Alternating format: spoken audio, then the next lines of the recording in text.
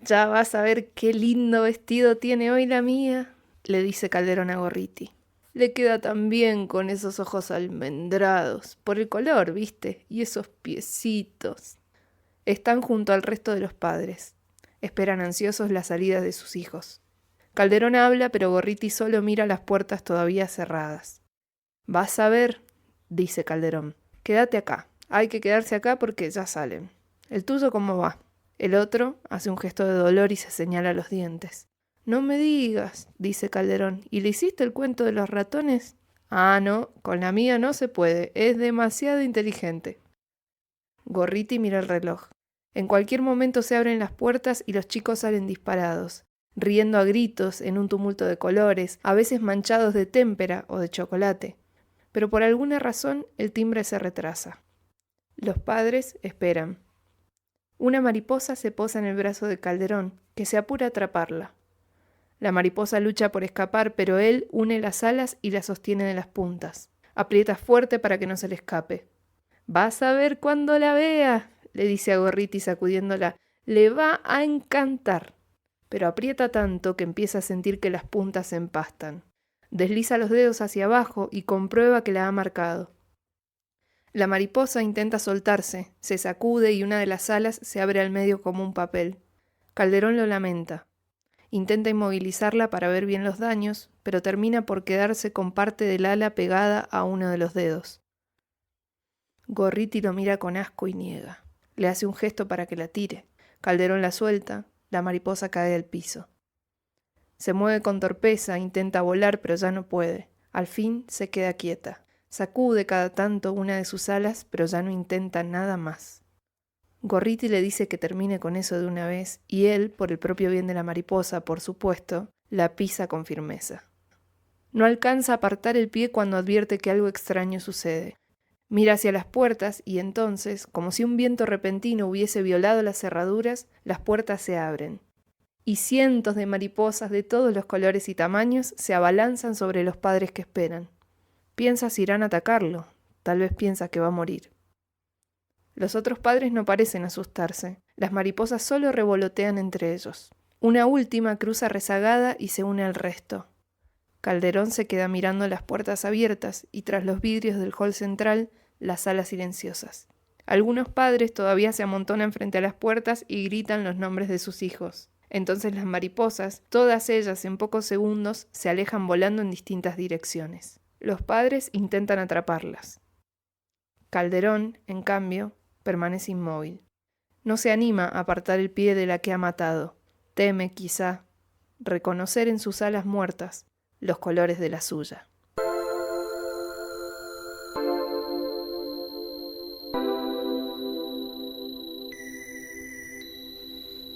El cuento que acabo de leer es Mariposas de Samantha Schweblin, una escritora argentina nacida en Buenos Aires en el año 1978 y que actualmente se ha consagrado como una de las mejores autoras de nuestro país.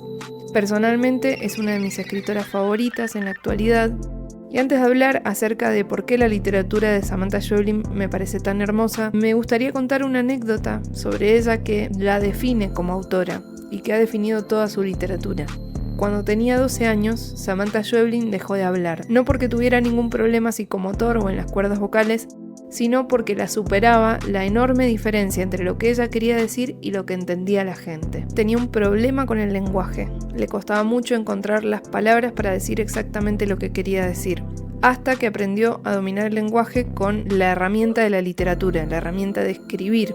Una vez que Samantha Schweblin empezó a escribir, también volvió a hablar. Dice la autora, la literatura me dio la oportunidad de poder manipular el lenguaje con una pinza casi científica, aunque tome días, meses, años para poder decir exactamente lo que quiero decir. Creo que esta característica de Samantha Schweblin imprime una gran personalidad a su literatura, ya que lo que nos encontramos en sus relatos, que en su mayoría son cuentos, es a una autora que usa las palabras justas para nombrar aquellas cosas que no pueden ser nombradas o dejar implícitas cosas sin decirlas. El tema común de los relatos de Samantha Schweblin son las relaciones familiares, lo oscuro de las relaciones humanas, pero siempre partiendo de lo cotidiano. Le gusta mucho a esta autora hablar sobre las relaciones familiares, sobre todo de padres e hijos, y en una entrevista ella dijo que cuando uno educa, prepara a alguien para la vida y trata de formarlo, inevitablemente también lo está deformando.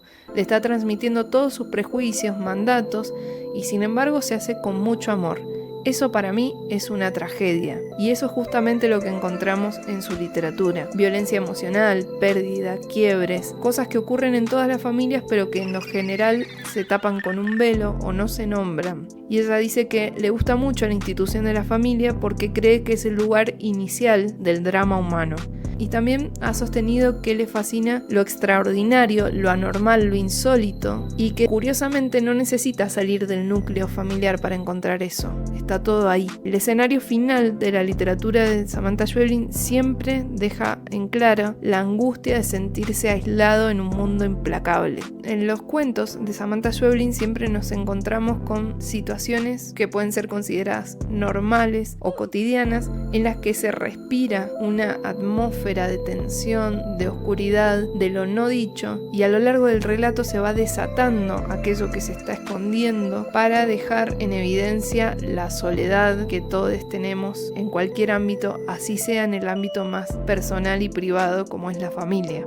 Uno de los errores más comunes con la literatura de Samantha Schweblin es que se la ha catalogado muchas veces como literatura fantástica, y la autora está completamente en contra de eso, porque ella dice que no escribe relato fantástico, sino que lo que hace es correr el velo entre lo normal y lo anormal. Ella dice que le gusta mucho comprobar una y otra vez que lo que consideramos normal a veces no es más que un pacto social, un espacio cerrado y seguro que nos permite movernos sin vislumbrar nunca lo desconocido, pero que lo desconocido no es lo inventado ni lo imposible. Un ejemplo de esto que puede ser considerado un género fantástico es el cuento que acabamos de leer, Mariposas, y también otro cuento de la autora, Pájaros en la boca. Es un cuento en el que hay una adolescente que come pájaros vivos que saca de la jaula y se los come, y sus padres no saben cómo lidiar con esa situación, al punto en que prácticamente está su papá a punto de dejarla morir por no darle de comer pájaros, porque no sabe cómo procesar esa información que parece sacada de la fantasía. En la literatura de Schweblin nos vamos a encontrar con cosas que sentimos y que tal vez nunca pudimos poner en palabras, y eso para mí ha sido muy valioso. Sabe poner en analogías muy contundentes cosas que para cualquier persona sería muy difícil de decir. Los libros de Samantha Schweblin son 3 novelas, Distancia de rescate, La respiración cavernaria y Kentuckys, y 3 libros de cuentos, El núcleo del disturbio, Pájaros en la boca y 7 casas vacías. Esta autora además es una autora sumamente comprometida en lo político con nuestro país, más allá de que hace mucho tiempo no vive más en Argentina sino en Berlín. Es una autora que se ha comprometido con la lucha feminista y la lucha por el cambio climático. Hace pocas semanas participó en un texto presentado por muchas autoras de nuestro país y de otros lugares del mundo, que se llama No hay cultura sin mundo, y es un texto que cosechó miles de adhesiones y de hecho al que se han sumado también autores varones, y sitúa el reclamo en el marco de la pelea por la justicia climática, por el colapso climático ambiental y las propuestas agroindustriales. Denuncian el extractivismo, denuncian las quemas intencionales en el delta del Paraná y las sierras cordobesas, también denuncian la megaminería, el agronegocio, el fracking, la sobrepesca, la contaminación industrial. Samantha Schweblin fue parte de la firma de este documento y de la difusión, en el que las autoras, tomando la posta del activismo, están haciendo resonar sus voces, denunciando esta situación que urge en el mundo entero. Para terminar este episodio de Pájaro Azul sobre Samantha Schweblin, me gustaría comentar que uno de mis cuentos favoritos de esta autora es 40 centímetros cuadrados, y también me gustaría terminar con palabras de la propia autora. Clarice Lispector decía: la palabra es mi dominio sobre el mundo, y yo siento algo parecido. Es por la palabra que de verdad puedo tranquilizar todo esto que siento y decir esto quiero decir. Para mí la literatura tenía que ver casi con algo saludable.